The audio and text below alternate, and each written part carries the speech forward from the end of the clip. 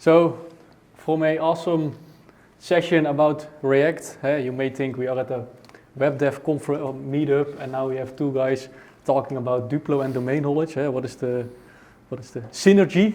So that is what we are also going to talk about today. So the synergy between developers, Scrum Masters, Product Owner, whatever in our daily work we do between us and the domain. So in the next hour, we will take you, the next 45 minutes, we'll take you through our journey, how we set up a serious game with Duplo and got our the new employees from our customers up to speed with their domain. To introduce the domain of this session, I'm going to introduce our customer, Van der Lande. So my first question is, who knows Van der Lande? Ooh, one slight hand. Nobody? Who has ever been to Schiphol? Okay. With a suitcase? Yep. Okay, well, did the suitcase arrive with you on your destination? Most of them. Well, that is Van der Lande. They build baggage systems.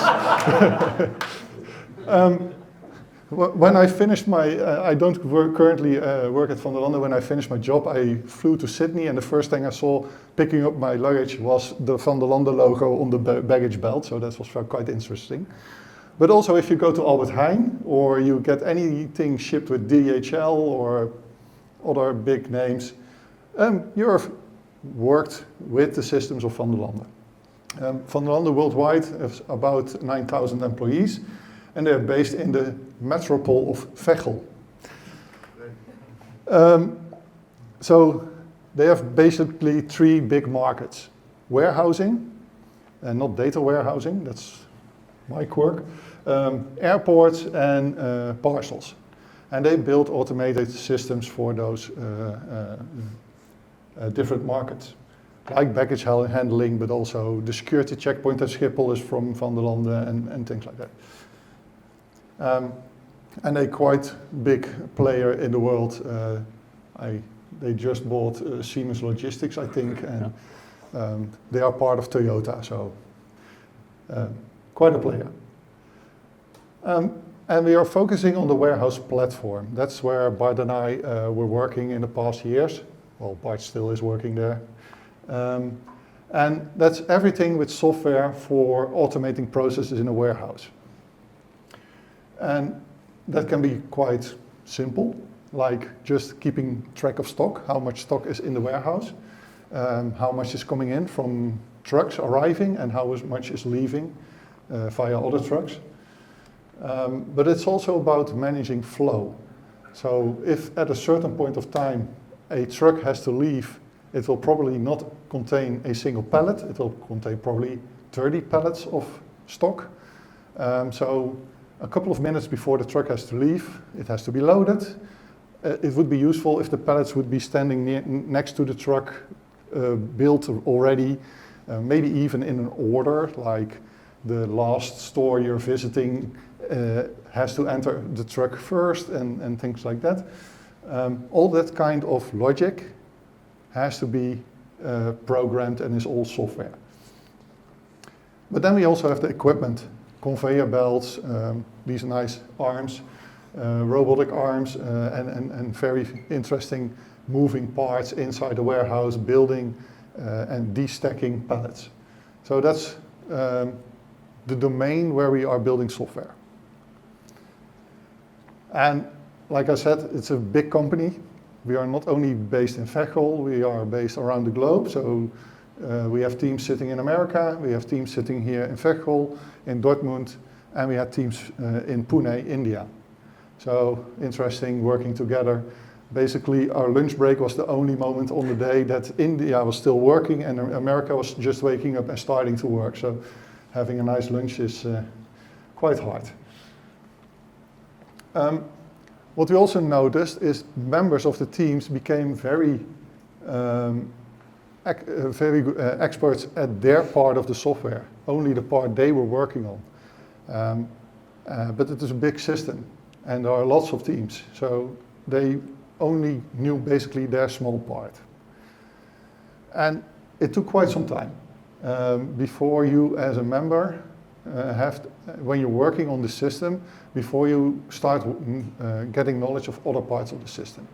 But maybe because you change teams, or maybe you have to work together to get some functional flow working, but it takes quite a while before you're all-round expert. So what was the challenge?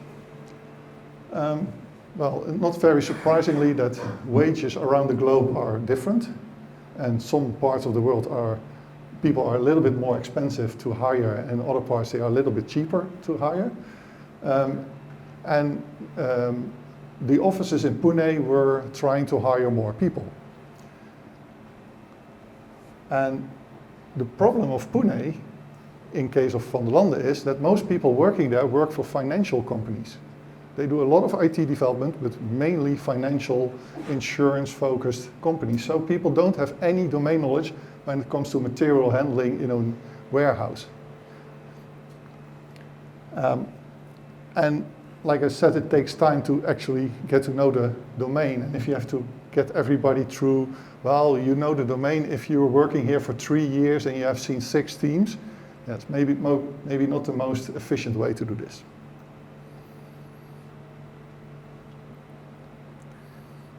And now, and the end result of this presentation and what we would like to share with you is that we ended up with the Van der Lande warehouse game.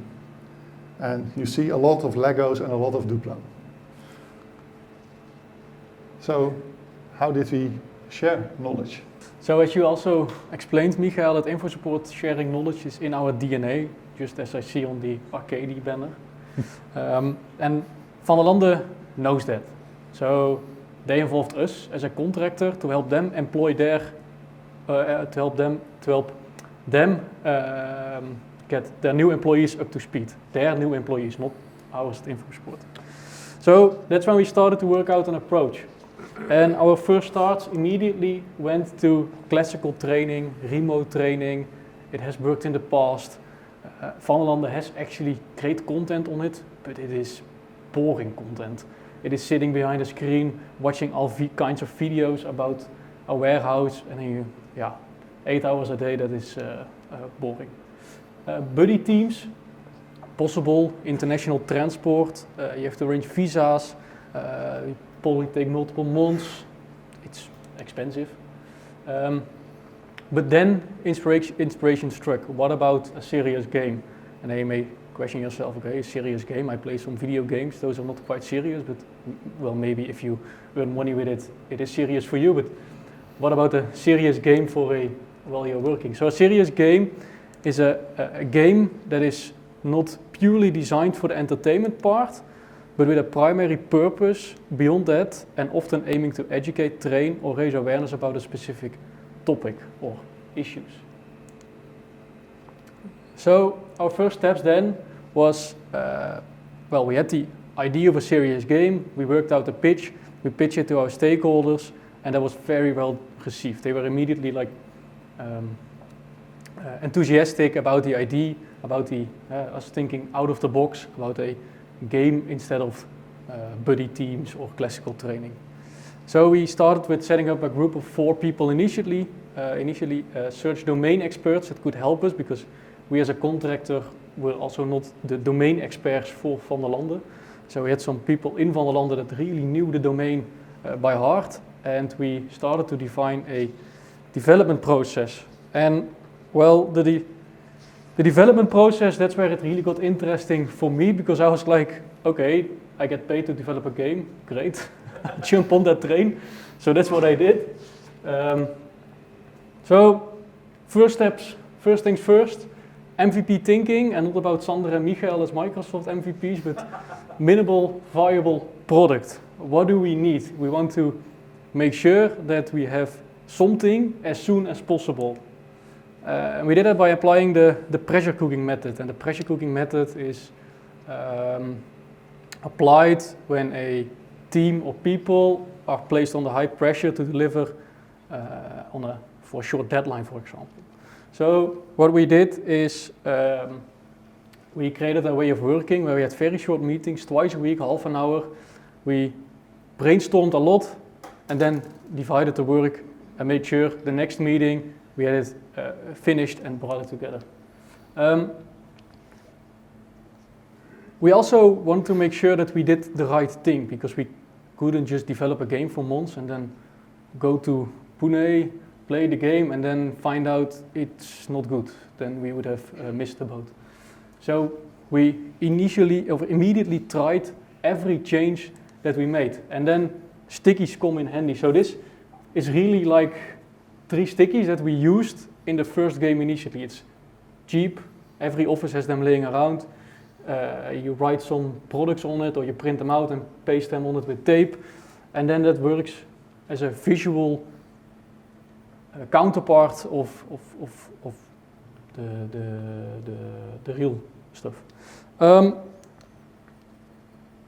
So you can think a game, how are you going to play the game? And we thought, okay, we wanted to make puzzles, sort of like escape room idea. I think, how many people did play an escape room before?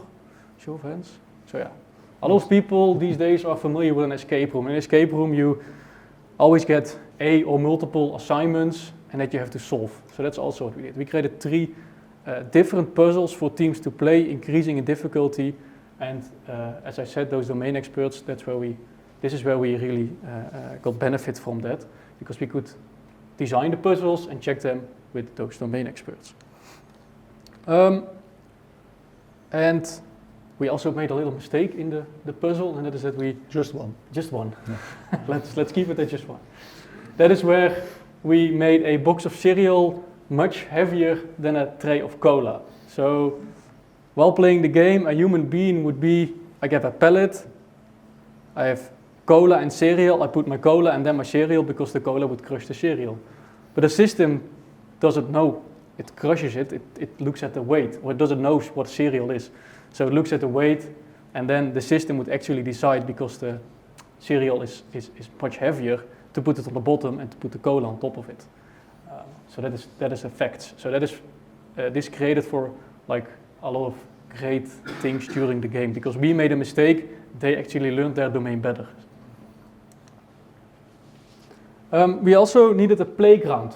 And also here we first started, okay, we need 6 rooms, because then we can put a lot of stuff in those rooms, and we can have one room for like a robot arm that picks the stuff. We can have one room for building a pallet. We can have one room for destacking stuff. But we already found out the first try that was very challenging to organize with a busy company, reserving 6 rooms for 2 hours straight. And also it was very not beneficial that people were scattered around the place, because teaching the domain was an important factor, but also team building and fun is important in these kind of things. So, and if you're alone in a room and somebody else in the room down the hall is doing the exercise, you don't learn anything if you're just sitting idle in a room waiting for something to happen. So exactly. It didn't work. No, it didn't work. So we ended up with a single room and a table per process, and there was a lot of interaction with the participants. Yeah, so one of the things we also introduced was the conveyor concept. Well, yeah, you have conveyors in a real system, and in a real system, most conveyors are single direction. So that makes it immediately interesting, because we could replicate this behavior also during the game, and basically forcing people to walk around. So no grabbing around the table, because people started to get lazy. And we force them, you have to walk around the whole table. If you have something on the left, you have to walk around the whole table, because single direction. You cannot go into the wrong direction. So this is teaching people facts about the physical system, how a physical system is behaving, and it makes it a lot of fun pointing people out that they have to walk through the whole room and not do shortcuts. Then people starting to grab all the Duplo blocks and carry everything at once. So we made a new rule. You are only allowed to take a single carrier, and if you have to move 5 carriers, then or one person have to walk around 5 times, or 5 people have to walk around the room. So this introduced more interaction, fun, and also still replicating the real process. And we are really also focusing on those abstractions. We wanted to keep the focus on the domain and not on the software. So we try to leave out anything that has to relate to anything of the software that we were building or using. So a storage area, basically just a piece of paper with a line around it and a label, and this is the storage area. And if you put a block in it, it's stored, and if you put a block out of it, it's no longer stored. Or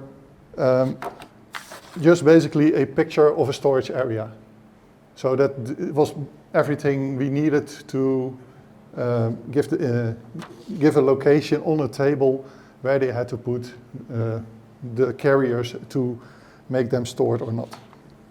Also stock management. Yeah, of course, that's a lot of software that's dealing with it.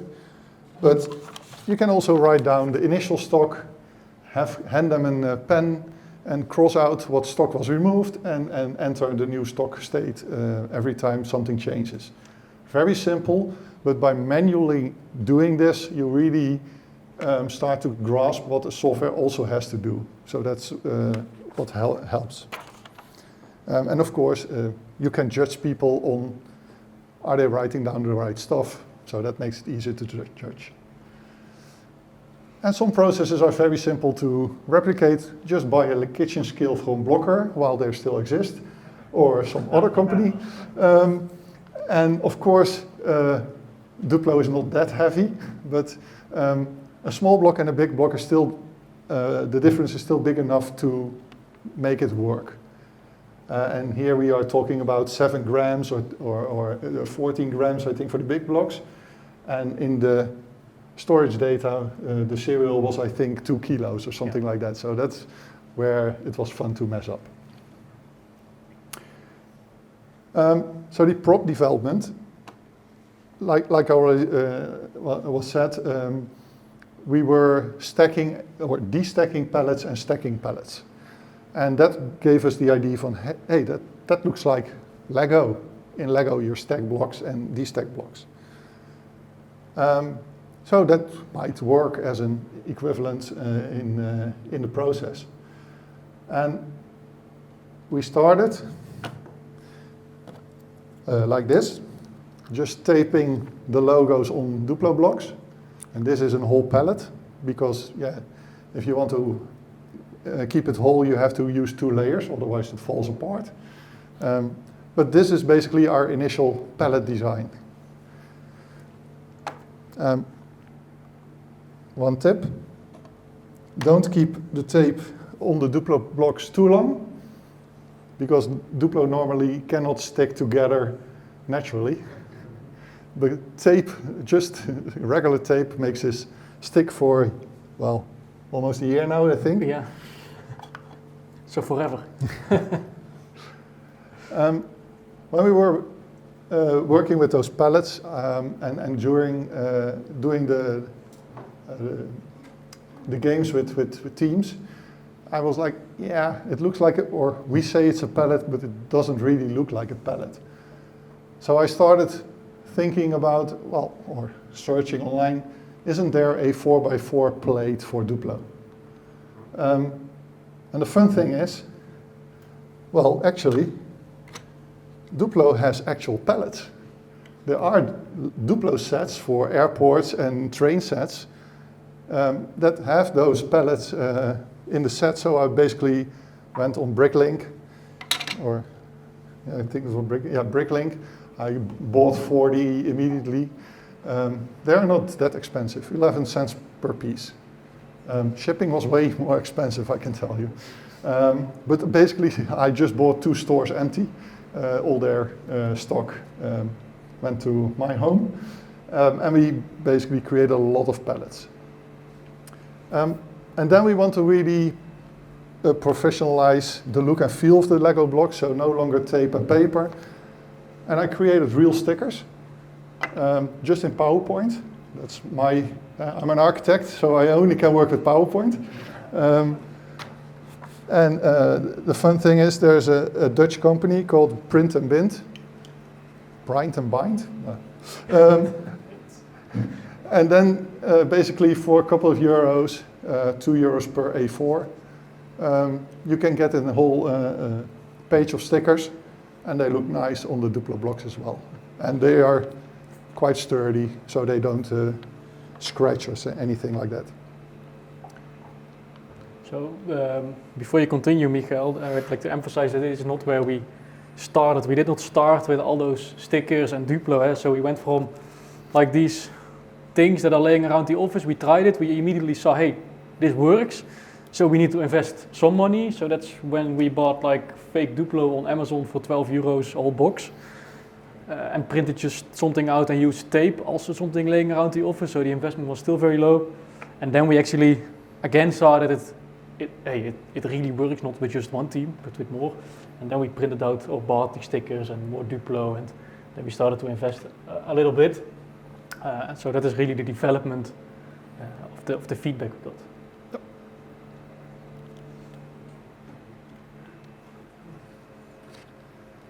I thought you were already...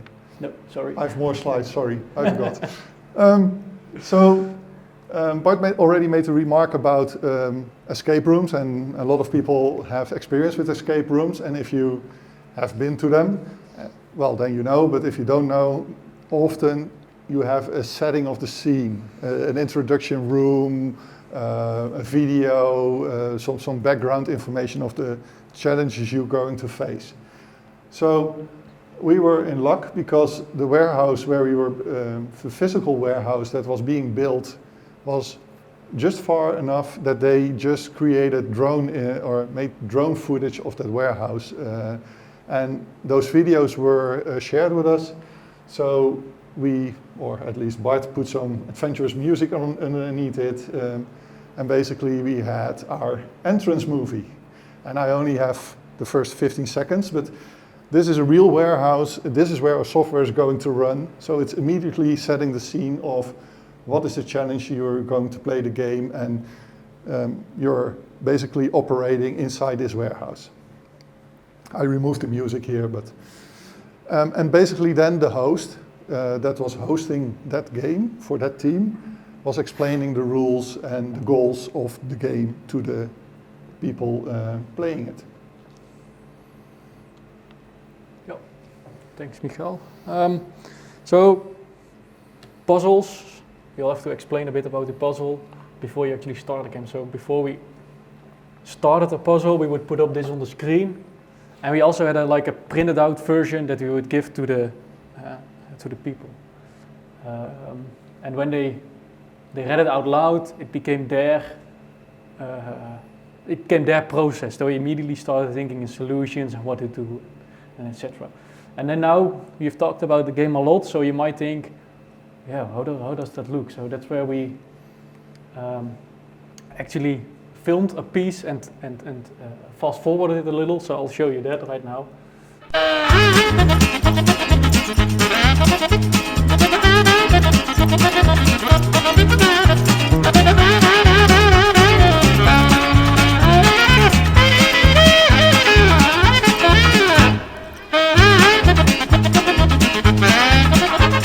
So what you could see here was just a group of, 5-6 people. They got an assignment, and then they saw all the tables, and they had to go everywhere, reading what was on that table, what was the process happening there, and what do they need to do. So they, instead of thinking about just their part of the software, they immediately had to think about every process in the whole warehouse to solve their puzzle. And after they had solved their puzzle, because it was never the intention to only have people do the puzzle. We wanted to transfer domain knowledge. So after every assignment, after every puzzle, we would explain what was happening or what happened, or if they made a mistake, we would correct that by video, photo footage, by the knowledge we gathered along our way with Van der Landen. And then, so that's also where we showed footage of real warehouses, so people got familiar with that as well. And the fun part is also We are not specialists in human behavior, but as a host of such a game, you really saw differences. Yeah. You had teams that were really hierarchical, where the architect was the one deciding everything and all the developers just only did what the architect was telling them. Or when they had to draw up a plan how to stack a pallet, he was drawing everything on a whiteboard and everybody had to do what he was saying. Other teams were more like the product owner was the mother of the team, and all the members were just screaming and shouting and running through the room, and she was really making them pay attention or stopping them or halting them. Other teams were, and that was the fun part, there were teams that were brand new, that never met each other, working together like a group that never, well, you would expect them to be familiar with each other for years, but they were brand new and they were actually cooperating. So we saw so many different types of teams working together. It was also very interesting to see. And actually, I think even some teams were not working together and really failed at working together. I don't think those teams are actually still working with Van der Landen. Yeah, they had a different conversation afterwards. And then after like those 3 puzzles we talked about, because it's also fun and team building, we would like create a escape room like picture. Eh? Normally in an escape room, when you failed, you have like those boards where it said failed, and I don't think you will put them on social media. But if you succeeded, it was like all happy, and with time, well, we sort of did that as well with the game, but then it was always in good fun. And it was quite funny that always every group wanted to show off their palette, so they would like stack all the Duplo blocks on a palette as one of their last assignments to see if they understood what needs to happen to get a palette out of the system. And then they always would want to take the picture with the whole team and put the palette in front of them because they were so proud of what they achieved. So that was quite fun. Yeah, so I mentioned the host already a couple of times, and basically that was us. We had a couple of years of experience with Van der Landen. We know the process during the development of the game by talking to the experts. We knew enough to be able to host these games. And the host, and it's not by accident that I created a picture where it's like a conductor in a warehouse. As a host, you really are there to facilitate this game. So it's not only about explaining rules and giving out assignments. And like Bart said, when we give the assignment, if you judge that somebody is left behind or is silent or is not active in the game, you would give him or her the assignment to read out loud, so to involve them back in the game and become the center point of that exercise. So you can play with that. You can conduct a little bit the behavior of the group. And also with the pace. If a team was going too fast, we made the assignments a little bit harder, or we expected them to work more on certain details. If a team was passive, we would require them to really do the whole loop of the conveyor. Or if a team was already running around the room, well, I don't have to tell them that they were maybe not completely following the lines or the route, but you really get some freedom to make sure that the team is enjoying the experience, that you can support them when they get stuck or don't understand the process completely, because often the process is very new to them. And you really are conducting that behavior, that exercise. And of course you can make jokes, so really forcing them to walk the whole room, yeah, that is an interesting part where people really got laughing, so has to be fun. Score the team, that was me. Yeah.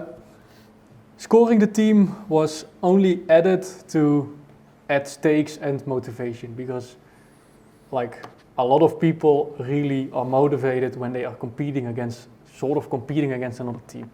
So we added motivation, or we added a score around time, precision, but we would never fail people, of course. We would never say, oh, you did a bad job, because we want to explain We had a skill of 50, I think, and yeah. I don't think anybody ever scored below 43 or something like that. Yeah. And the biggest part of that score was actually a fun score.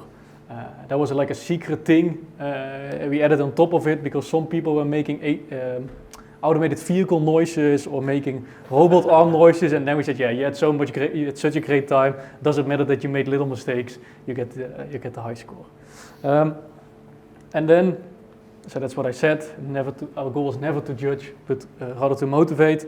And in the end, it also served for a central leaderboard that is still living on the wiki with the pictures of the people with their proud faces and their created palette. And so now there is a page on our wiki at Van der Landen with all the teams and their palette. Feedback. So in general, very positive feedback. They really found it useful and fun.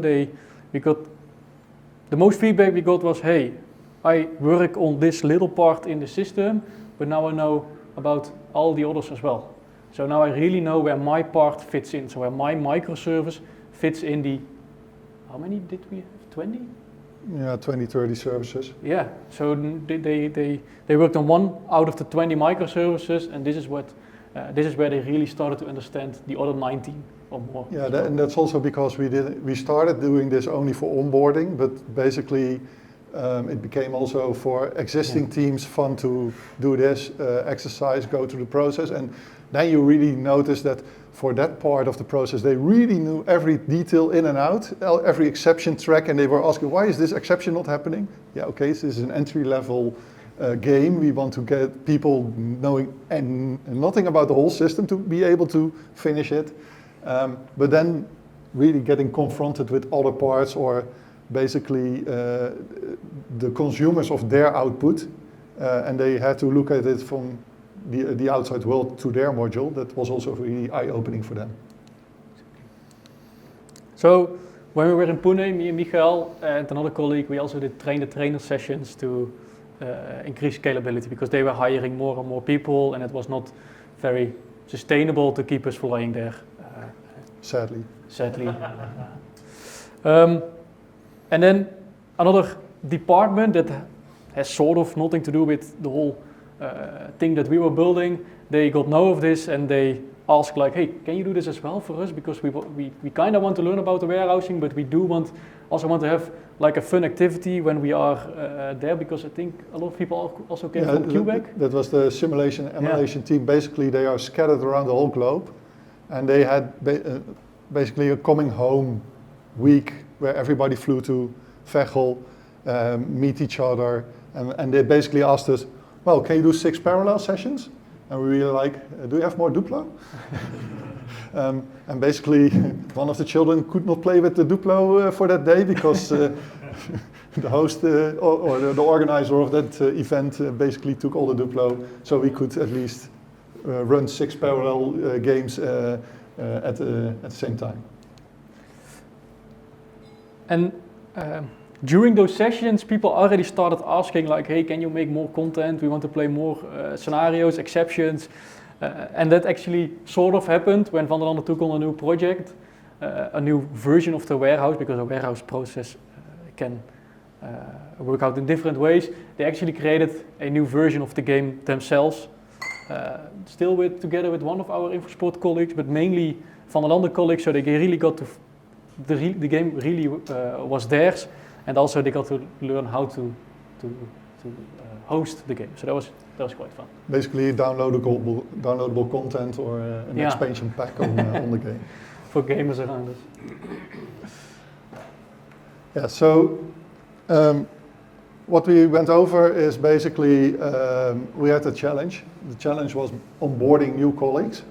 And basically also we knew those colleagues that will be joining the company don't have a background in whatever they are going to build for the next couple of years. And the old way of just dropping them in a team and then hoping that they gain the knowledge by experience is not very efficient. And we ended up with the warehouse game and a lot of Duplo with stickers. But maybe you are not in the material handling world, and as nobody put up, or almost nobody put up their hand for knowing Van der Landen, you're probably all not working in material handling. So probably you're working for other domains. How to build your own game?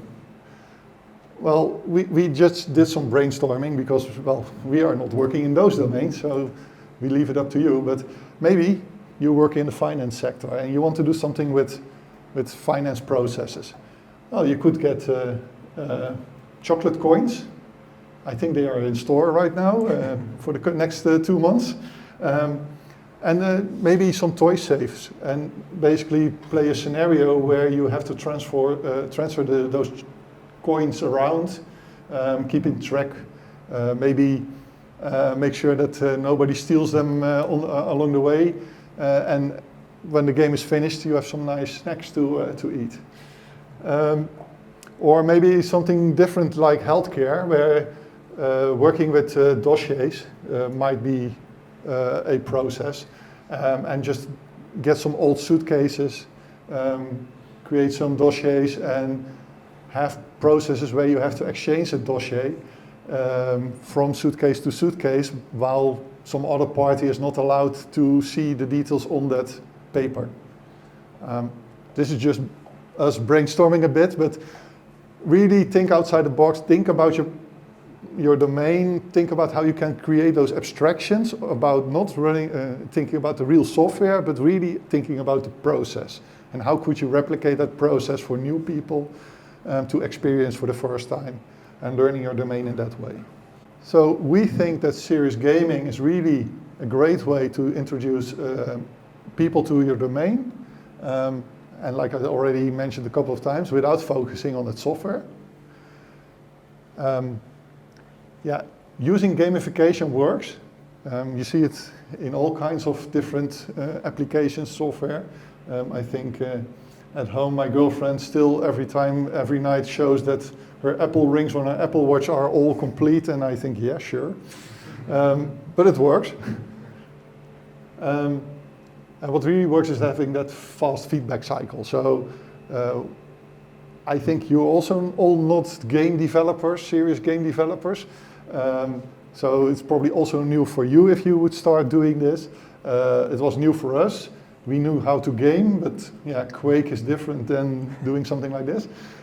So create very fast feedback cycles, and yeah, try out starting small. And like we showed, just a couple of post-its is enough to start, and then you can go as long as your money allows you to, or you have stop having fun. With that, we are through our content, but maybe you have questions we can answer.